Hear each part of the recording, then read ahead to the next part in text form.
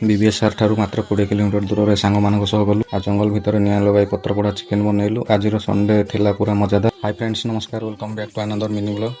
ତ ଫ୍ରେଣ୍ଡସ୍, ଆଜି ଥିଲା ସଣ୍ଡେ, ତେଣୁ ଭାବିଲୁ ଘରେ ନ ବସି ସାଙ୍ଗମାନଙ୍କ ସହ ଟିକେ ବାହାରକୁ ବୁଲି ଆସିବା। ତ ଆମେ ସମସ୍ତେ ବାଇକ୍ ଧରି ବାହାରି ପଡ଼ିଲୁ ଝୁଙ୍କ ଡ୍ୟାମ୍ ଅଭିମୁଖେ। ବାଟରେ ଯାଉଥିବା ସମୟରେ ଗୋଟେ ଚିକେନ ଦୋକାନ ଦେଖି ହଠାତ୍ ବାଇକ୍ ରଖିଦେଲୁ, କାହିଁକିନା ଆଜିର ପ୍ଲାନ୍ ଥିଲା ଟିକେ ଅଲଗା। ଏତେ ଦୂର ଯାଇକି କେବଳ ବୁଲି ଆସିଲେ କ'ଣ ମଜା, ତେଣୁ ଚିକେନ ନେଇଗଲୁ ଆଉ ଭାବିଲୁ ଡ୍ୟାମ୍ ପାଖରେ ନିଜେ ବନେଇକି ଖାଇବୁ। ଆଉ ଦେଖନ୍ତୁ ଫ୍ରେଣ୍ଡସ୍, ଏ ହେଉଛି ଆଜିର ଡେଷ୍ଟିନେସନ୍ ଝୁମକା ଡ୍ୟାମ୍। ତାପରେ ଆରମ୍ଭ ହେଲା ଆମର ମେନ୍ ପ୍ରିପାରେସନ୍। ଆଜି ଚିକେନ ବନିବ, କିନ୍ତୁ ଟିକେ ଡିଫରେଣ୍ଟ ଷ୍ଟାଇଲରେ, ପତ୍ରପୋଡ଼ା ଚିକେନ। ସମସ୍ତେ ନିଜ ନିଜ କାମରେ ଲାଗି ପଡ଼ିଲୁ। ଆମ ପିଲାମାନେ ଚିକେନକୁ ଭଲ ଭାବରେ ଶାଗୁଆନ ପତ୍ରରେ ବାନ୍ଧିଦେଲେ। ସେତେବେଳକୁ ନିଆଁ ବି ପୁରା ରେଡ଼ି ହୋଇସାରିଥିଲା। ତାପରେ ପତ୍ରରେ ବାନ୍ଧିଥିବା ଚିକେନକୁ ନିଆଁ ଉପରେ ରଖିଦେଲୁ।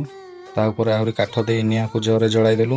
ଆଉ ଏବେ କେବଳ ୱେଟ୍ କରିବାର ପାଳି। କିଛି ସମୟ ପରେ ଯେତେବେଳେ ପତ୍ର ଖୋଲିଲୁ, ଚିକେନଟା ପୁରା ଭଲ ଭାବରେ କୁକ୍ ହୋଇ ରେଡ଼ି ହୋଇଯାଇଥିଲା। ସେଇ ସ୍ମେଲ୍ ଆଉ ସେଇ ମୁହୂର୍ତ୍ତ, ସତରେ ଫ୍ରେଣ୍ଡସ୍, ଖାଇବା ପୂର୍ବରୁ ହିଁ ଭୋକ ଡବଲ ହେଇଗଲା। ତାପରେ ସମସ୍ତେ ମିଶି ଗରମା ଗରମ ପତ୍ରପୋଡ଼ା ଚିକେନ ଖାଇଲୁ। ସାଙ୍ଗମାନଙ୍କ ସହ ଆଉଟଡୋରରେ ବସି ଏମିତି ଖାଇବାର ମଜା ହିଁ ଅଲଗା।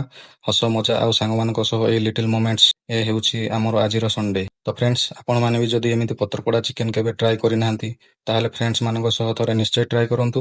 ଆଉ ଯଦି ଆମର ଏଇ ମିନି ବ୍ଲଗଟି ଭଲ ଲାଗିଥାଏ, ତାହେଲେ ଭିଡ଼ିଓଟିକୁ ଲାଇକ୍ କରନ୍ତୁ, ସେୟାର କରନ୍ତୁ ଆଉ ଆମକୁ ଫଲୋ କରିବାକୁ ଭୁଲିବେନି। ଦେଖା ହବ ଆଉ ଗୋଟେ ନୂଆ ବ୍ଲଗରେ।